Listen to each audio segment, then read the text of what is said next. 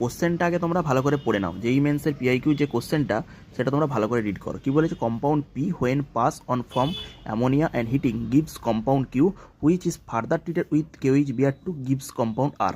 আমি এটাকে শর্টে লিখেছি, পিতে বলেছে NH3, তে বলেছে KOH Br two Hofmann degradation করেছে, সেখানে আর পেয়েছে। এই কম্পাউন্ডগুলোকে আমরা কীভাবে করবো? ব্যাক সাইড থেকে অ্যাপ্রোচ করতে করতে যাবো, ব্যাক সাইড থেকে অ্যাপ্রোচ করতে করতে যাবো, ব্যাক সাইড থেকে অ্যাপ্রোচ করতে করতে যাবো। প্রথমে আমাদের যেহেতু আমাদের একটা হিন্স দিয়ে দিয়েছে C6H7N ফর্মুলা, যেটা আমাদের আর এর ভ্যালু হচ্ছে এখানে C6H7N, এটা কত দিচ্ছে? C6H7N। এখান থেকে আমরা ডিবি ক্যালকুলেশন শুরু করে দেবো।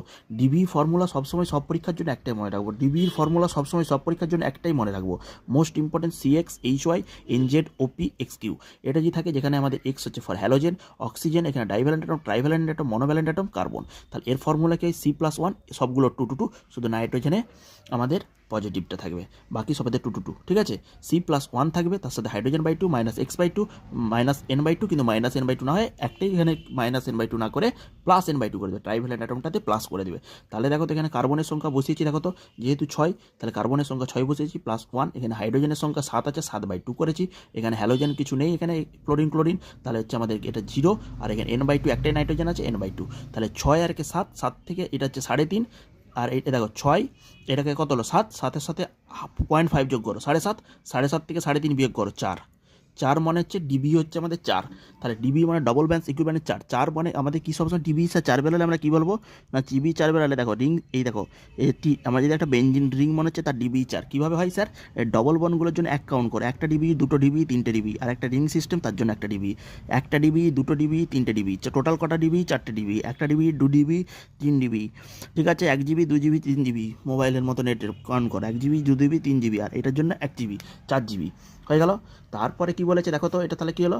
আমাদের 4টে ডিবি, তা 4টে ডিবি মানে আমাদের এইটা আসবে, এই রিংটা থাকবে। তাহলে C6, এটা মানে কি C6H6 আছে, কিন্তু এটা CN আর N, যেহেতু আমাদের আর, তাহলে আমাদের কী করে দেবো দেখো তো, এখানে যদি আমরা NH2 করে দিই, অ্যানিলিন, এটা মিলিয়ে যাচ্ছে নাকি দেখো তো।